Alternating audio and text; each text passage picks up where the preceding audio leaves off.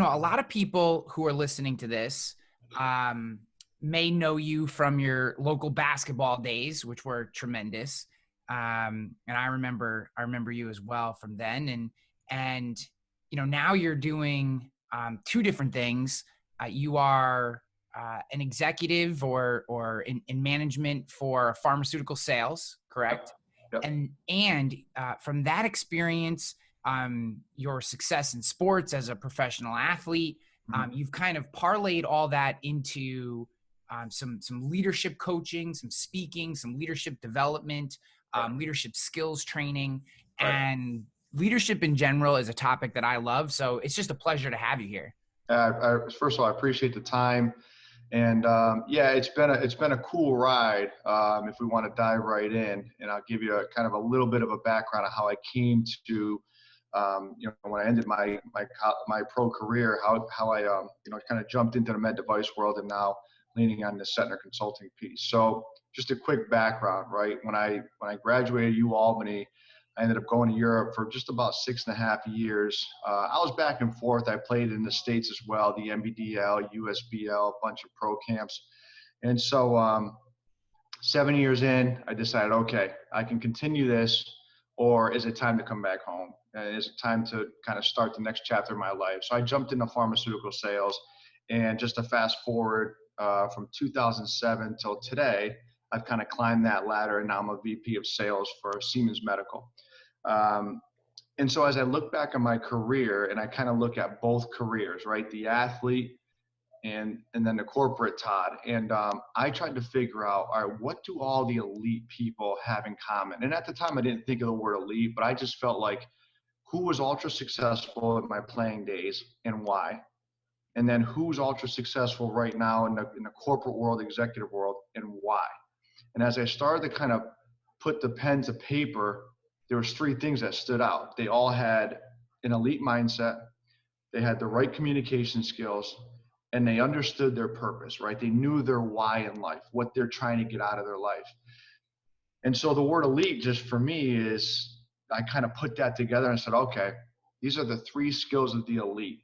And if you want to be ultra successful, you need to master these three skills. And then, of course, once you bucket the three skills, there's a lot of content under each one of them, right? And so we don't have the time to go through all that, but that's kind of the idea of where I came up with Cetnar Consulting. So there's communications to me. I'm sure we could go in depth there, but the two that really stood out to me, and I think because I you only know your own experience, right? Or your own mind. For me, the mindset side is really, it feels like the keystone. Like if you can set your mindset, then you can figure out how to deliver elite communications, and you can drill into what your purpose is and maybe where you're trying to go. Right. And then, the moments when I feel like I have my mindset dialed in versus the moments when I don't, I'm the same person, but my performance could be exponentially different. So like, where do you start with that idea of mindset? Yeah, well, the first thing you need to do, right, Ryan, is you got to define it. Everyone has the right mindset when things are going well. But having an elite mindset is the ability to dig in mentally when you don't want to do something, or you're stuck in this vice and it's closing in on you. And it can be anything. It could be you're gaining weight. You just lost a relationship. You lost a loved one. You got fired from your job. That's the part where people don't know what to do. And in order to dig out of that, first of all, you need a strategy. You can't just say, well, I have an elite mindset. Can't do it. So what I teach is, how do you build that up to become elite, where if you define mindset, it means that it's one's ability to control their thinking, their thoughts, and their behaviors when things aren't going well. And so that's the part where I start to give people tangible things to work through. So when that time comes and they went out last night and had a few drinks, it's raining, it's 30 degrees, and it's 7 a.m., are you going to meet your partner at the gym because that's the accountability you gave them, but you just hit snooze, hit them with a text and say, can't make it? That's not an elite mindset. How do you push yourself through? Do you follow Jocko Willink at all? So I follow a lot of Navy SEAls.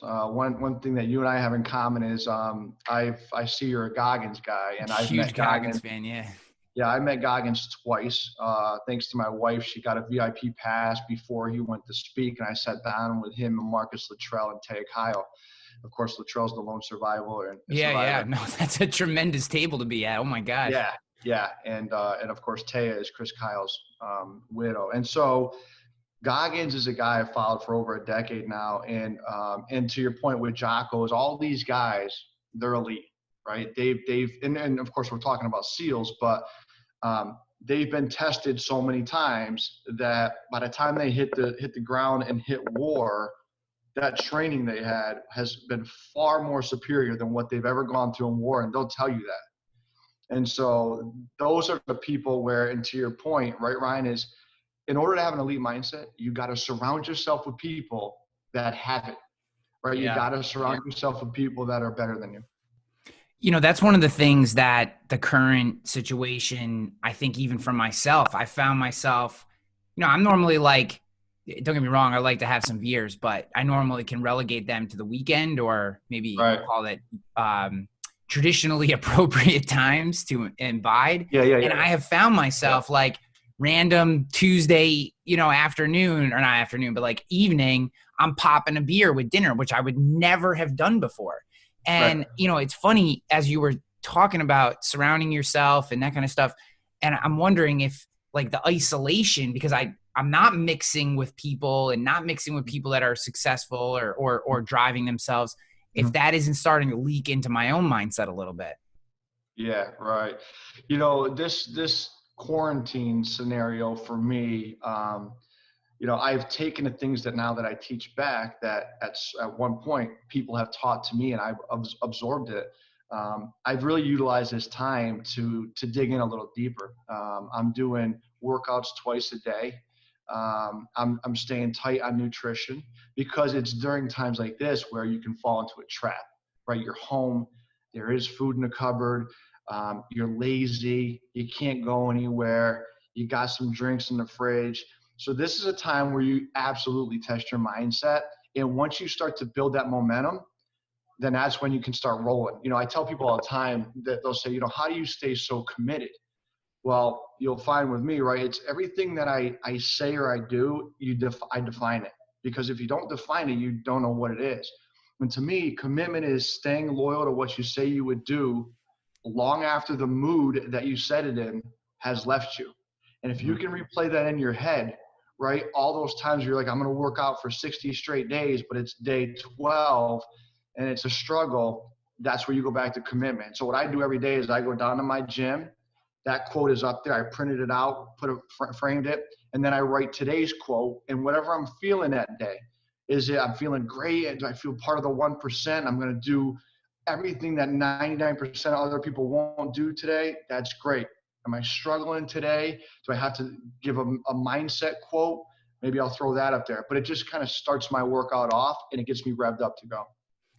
How do you, or how do you recommend for people, so you find yourself off the path, right? You've made a commitment to yourself and it's 5 days later and, you know, you're mowing a bag of chips with a beer on a Thursday going, this isn't where I was supposed to be. Like, what are some tools or tactics that you have for kind of getting back onto the path once you've fallen off of it? Right. Well, number one is people need to understand you don't need to be perfect. You know, I talk about striving for excellence. And again, excellence is doing a common thing in an uncommon manner. So just a quick side note, right? Like Tiger Woods, he achieved excellence. He golfs. Most of us like to golf and we do it in a common way. He golfs in an uncommon manner, right? Lindsey Vonn skis. A lot of us ski in the Northeast, but she does it in an uncommon manner. So there's excellence. So I always strive for excellence versus perfection. Now, to your point, a lot of people feel, oh, I had the bag of chips, I had a couple glasses of wine, whatever it is, and then the next day they don't work out because they already feel bad about themselves. That's the absolute last thing you want to do. You can have a bag of chips. You can have a cheat day.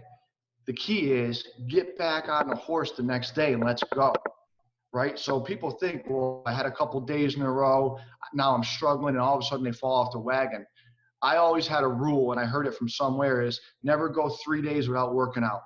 So that's what I do. And I know that if I go 3 days and maybe I'm struggling, maybe I'm under the weather, that fourth day, I'm going to do something to dig back in. So I would say that's number one, is don't let it go too long and get yourself back in the routine. And number two, if you fall off for a minute, that's okay. If you don't feel like getting back in, call somebody and say, hey, need your help today. Meet me at the gym. Meet me at the grocery store. I need to buy healthy food and get back on track. So that's it. And I want to add one more to that, is it's important that people understand that they can't allow the day to run them. Most people's feet hit the ground, and all of a sudden it's like, here's my to-do list.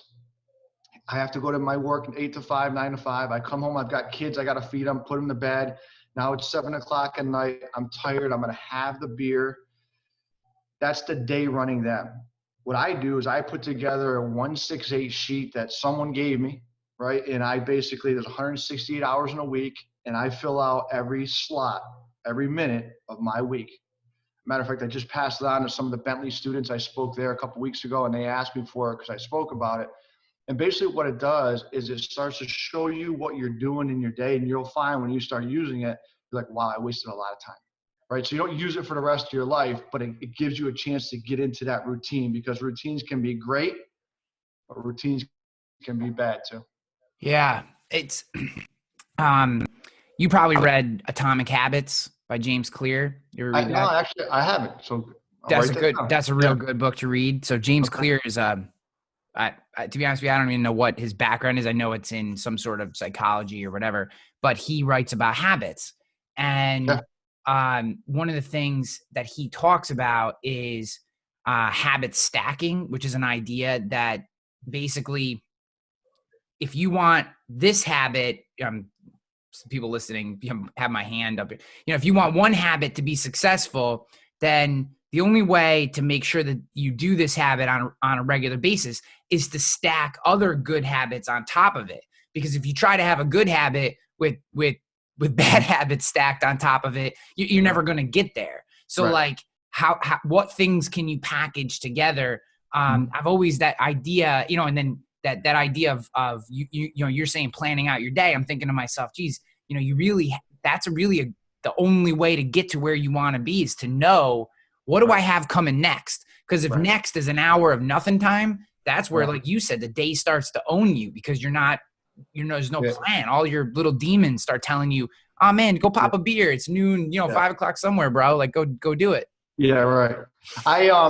To that point, what I do, and I do this in the right way, is I use people, meaning that I try to steal from everyone, right? What's the acronym? CASE, copy and steal everything. And I hired a rep one time in the pharmaceutical world. And, I knew he interviewed well. We brought him on board, and I asked him to do a business plan.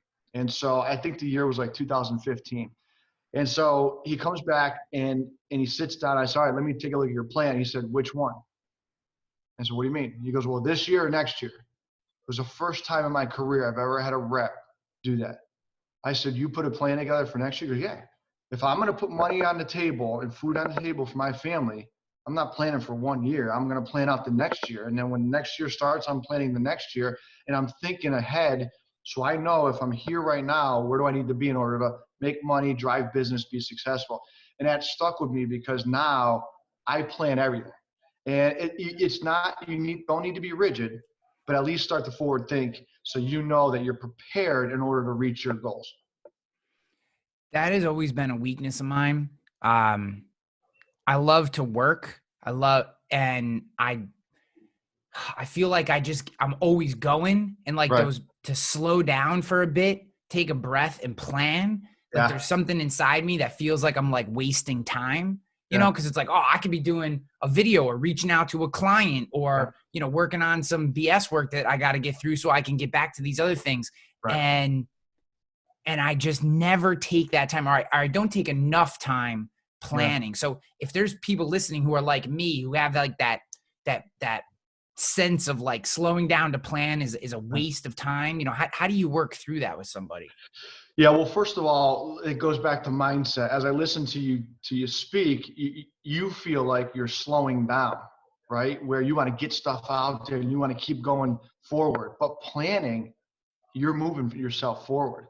And what you're doing is you're starting to embed all these good habits by sitting down, giving yourself some structure, and you'll find that the more you plan, the more you're prepared for everything that life throws at you. So I hear you. I sometimes struggle with the fact that, again, I mentioned earlier, I had this talk at Bentley. Now it was an hour talk, bunch of young students that are looking to get into sales after their junior and senior years. Obviously, I spent so much time, Ryan, planning my slide deck. They probably didn't even look at it. They were watching me on video. But I'll tell you what, I knew that slide deck cold, and I never have to review it again because I put it to memory. And now if anyone in that particular kind of realm, if any other university comes at me and says, hey, I want you to speak tomorrow on effective selling, it's already up here. Yeah. So don't feel like you're slowing down the plan. You're speeding your process up, to be honest with you. Yeah. I completely agree. And what's funny is in certain aspects of my life, I'm right with you, especially because, I've also been a speaker in the insurance industry for a long time. I mean, a decade or more. Yep. And I had I one time was giving a presentation in Ohio, 200 people. I am literally a minute. Like the guy just gave me like the, you're up next signal, right. And like blue smoke goes up out of the whole, all the stuff, the sound, the back screen goes off, everything. There's nothing. I got nothing. I got no mic. So the guy comes running up and I see the guy scrambling and he comes up and he goes, just give us like 2 or 3 minutes. And I said, okay. So, I just addressed the audience. I said, hey, you might have heard that popping sound. Like we got some technical difficulties. And everyone kind of looks around and after about, it's probably getting close to 5 minutes, I can tell the audience is getting rammy, right? So because now we're over and it's a conference and they're already starting to think like, this one's done. And I don't want them to walk out. Right. So I just said, screw it. And I walked out in front, walked into the middle. I said, hey, can everyone kind of turn so I'm in the middle here so you can hear me? Right. And I went no slides. And it was only because I'd spent so much time, like you said, thinking about that thing. But I always ask myself when I have this kind of conversations, like, how come in that part of my life, that to me seems like a no-brainer? Like, you got to do that. But in other parts of my life, I'm like, nope. Like, I'm just going to go. And I don't know why we put these things into buckets, I guess. My assumption is you've been in insurance a long time, right? Your family is. You enjoy it. It's probably a passion. So when you dug into to memorize or whatever you did to prepare for that, you had it. So this goes back to, funny enough, you just brought it back to my third pillar, which is purpose. And it is, if you're not passionate about it, you're probably not going to deliver it in the right manner. So you might be speeding through things that you need to do in life, but you knew your stuff in insurance because that's what you do. But you might rev other things up that you're like, all right, I need to sneak by this. I need to be, just enough to be dangerous. And then you move on, or you don't even know it, right? Even though you felt like you prepared. So what I would say to people is, again, going back to don't letting the day run them. Most people make a to-do list. They need to make a priority list. And every day they wake up, they need to say, okay, here's the 1, 2, or 3 things. I wouldn't get beyond that. Here's what I have to do today. And here's why I have to do it. If it's going to move you forward or move your family or your business forward, then the rest becomes the to-dos. And if you don't check it off that day, it can roll into the next day or next week. But you need to have those priorities up at the top.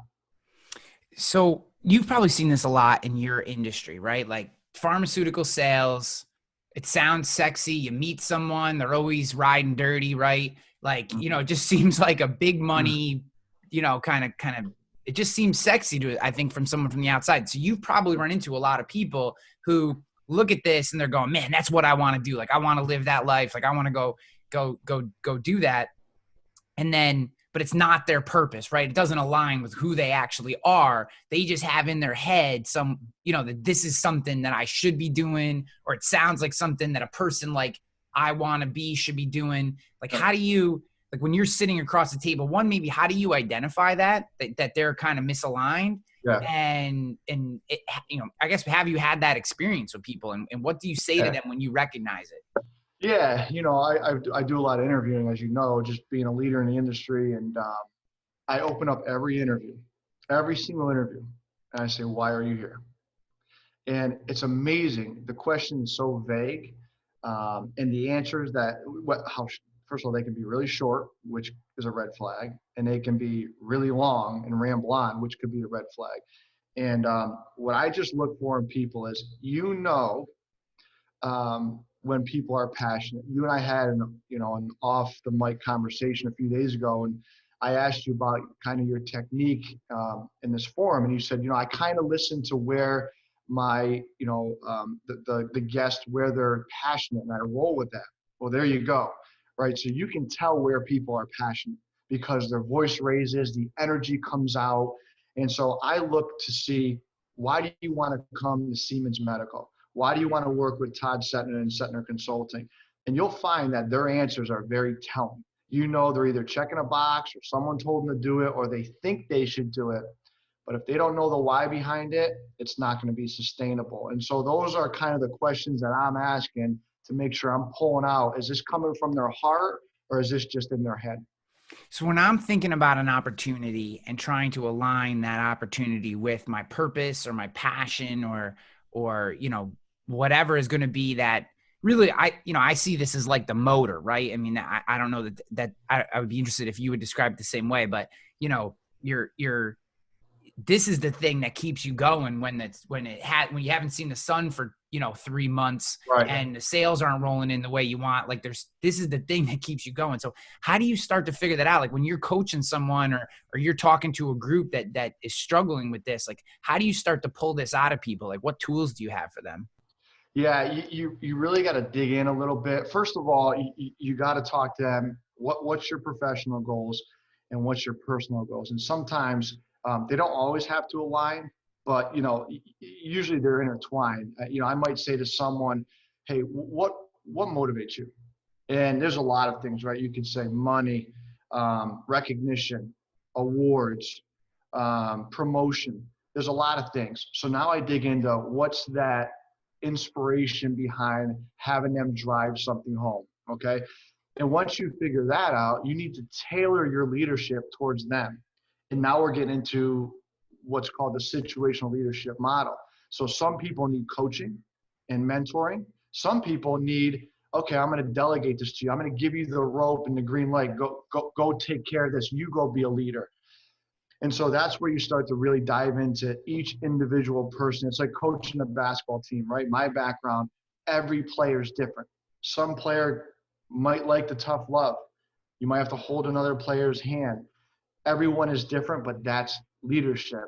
And so I kind of start to dig in there. Another tool I use is on my website. If you go to CetnarLeadership.com, you can sign up for I call it the Elite Club, which is essentially a monthly newsletter. And I send it out the 15th of every month. And so the other day when I sent it out, I talk about having a maniacal self-belief. Some people want to do things and they don't understand that they can do it if they put their mind to it. And so what I did is I said, take out a Post-it note and write down all the wins you've ever had in your life. If you go do that right now, first of all, it'll take you a few hours and you'd be shocked at how many things, big or small, where you're like, wow, I did this, I did that, I won at this, I got this promotion. Then you start to realize, man, I'm pretty good at, you pull these themes out and you're like, I'm pretty good at these three things. This is what I'm going to drive home, or this is what I want to do in life. And that's kind of how I found Cetnar Leadership, is because I felt so fired up to do presentations and to serve others and to give back and talk about the elites. That's why I'm here. Yeah, and for those you guys listening or watching, that's CETNAR leadership.com. So you can check that out and make sure you subscribe, and we'll have it linked up too in the show notes. So so how does mindset fit into purpose? Like those two, I guess I'm being very selfish, but those are the two that are just really intrigue me because because maybe I'm like everyone, maybe I'm not, but I just struggle at times. Like I'll say right now during COVID and launching my agency, right? I'm 4 months into my agency. I don't Yep. know that I've ever worked harder and performed at a higher level at business than I am right now. Yep. I don't know that I have performed as poorly in terms of sleep, diet, exercise, probably in half a decade. I don't know that I've performed as poorly in those sides. Like, and really Right. just kind of like, I don't want to say work-life balance because I don't believe in it, but like that, having a healthy delineation between work and life. Like, Yeah. it just feels, it's like in some parts of my day, I'm like, wow, I am dialed in. In other parts of my day, I'm like, I am just making ridiculous decisions as if it's not even me. And how do you Yeah. coordinate those two things? Because you don't want them to, I want to get the stuff that's going good to do more. I want that the other side to be good Yeah. too. And I feel like I'm struggling with Yeah. that. And I think a lot of people do, right? Like Yeah. you almost waste all your willpower over here, and then you don't have willpower over here. That's the way it feels. And I'm trying to solve that problem. I'm with you with the whole that old adage of work-life balance. Like I never quite understood that. What I will tell you is, and that's a big discussion you just opened up. But what I can tell you is, balance is good, but it's not going to be equal, right? So if you're struggling right now with, let's say, the personal side of I need to eat healthier or I need to work out, but I'm thriving over here in my business, I'm dialed in on what I'm doing. Well, number one is the issues. That's step number one, right? And number two is, this goes back to that 168 sheet is, well, let's see what your day looks like. I have my clients that I work one-on-one with. We do this every week. And I say, show me your week last week. And you can see how unbalanced they are and how you can make a couple minor moves here, right, in my left hand to move it over here. And it might be like day-to-day things.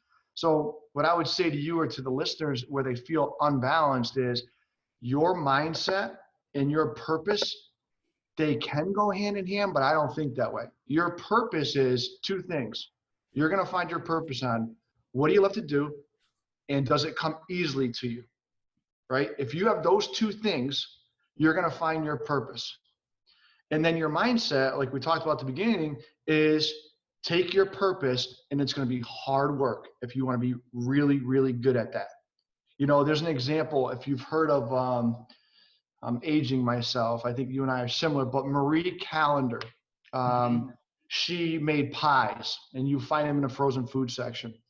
And I saw a Steve Harvey clip once where he talked about, you want to find your purpose? Let's take Marie Callender. She worked in this restaurant, and it was going to close because it wasn't doing very well. And she said to the owner, let me just bring in a pie. And the owner's like, okay, you can bring in a pie, but we're closing down. You need to find a new job. So she goes home, bakes a pie, brings it in. She sold it piece by piece, 8 pieces. It was like 5 minutes. Word spread. All of a sudden, she's making more pies. The restaurant stays open. She finally gets enough money to get a home oven in her house. And now Marie Callender is known for making pies. So the analogy here is, if you're great at making pies, go make pies. Right. So this goes back to purpose is, when I get ready to put a slide deck together for Bentley University or a high school banquet I was doing, or a finance company I just spoke to, I get all juiced up. So I know this is what I ultimately want to do. Right. Not that I don't love what I do in the med device world, but I think in the end, this would be the direction I'd love to go if I can.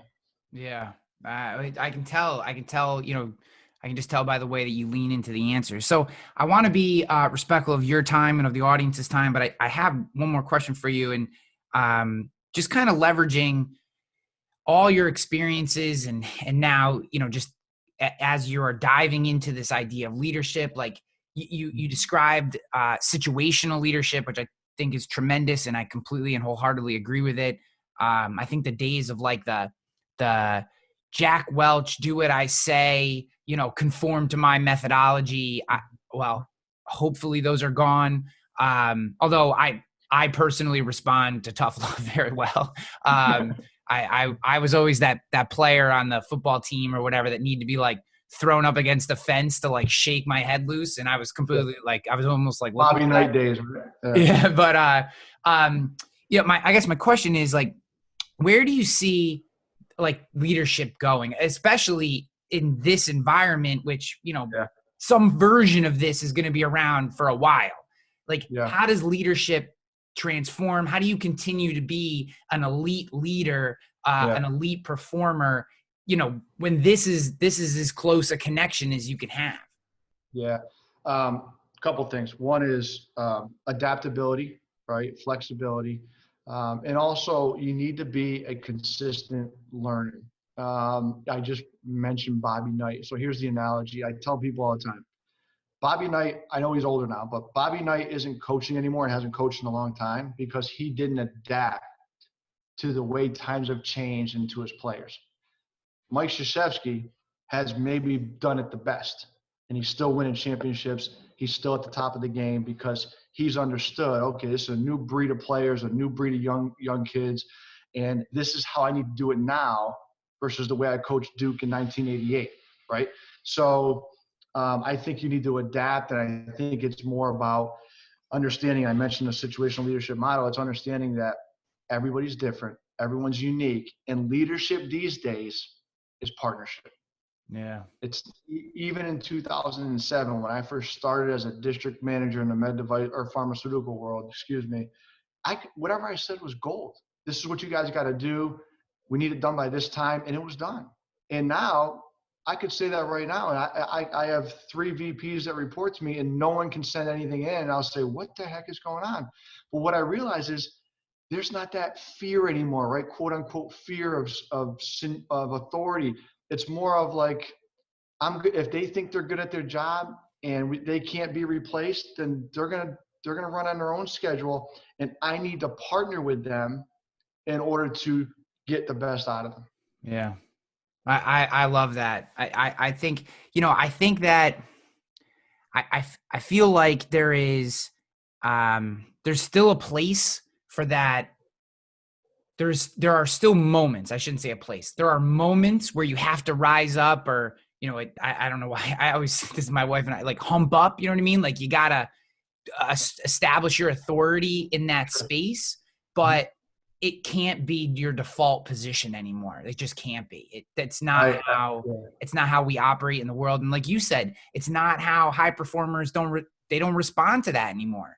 And I actually don't know if you can even get the most out of somebody if that's your default position. You might be able to get performance, but not as much as you could possibly get. I feel like you're leaving something on the table. That's my opinion.